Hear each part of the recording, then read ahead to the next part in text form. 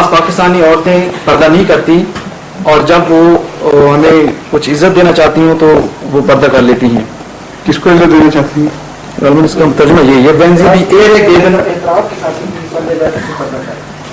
ہاں، جو پاکستانی عورتیں اس طرح کرتی ہیں، جرمن خاتون نے خط لکھا ہے یہ سوال، ان کو شرمندہ کریں، ان کو کہیں کہ تم سے ہم نے دین سیکھا اور اب تم یہ نمونے دکھا رہی ہو، ہمیں کوئی شرم کرو.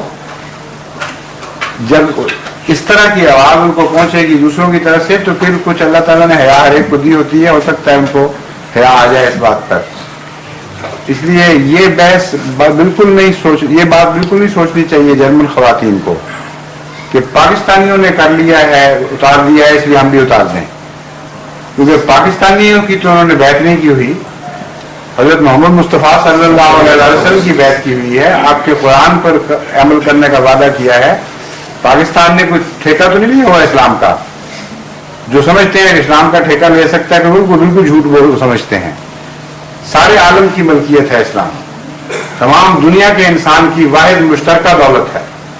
اس لیے اگر کوئی اور اس سے معلوم رہتا ہے تو آپ کو اس پر رحم کرنا چاہیے، اسے سمجھانا چاہیے، بجائے اس کے کہ اس کے ذریعے آپ بہانہ ڈھونڈنے کے چونکہ آپ پاکستانی نہیں کر رہے ہیں اس لیے ہم بھی نہیں کرتے. یہ ایٹیچیوڈ غلط ہے.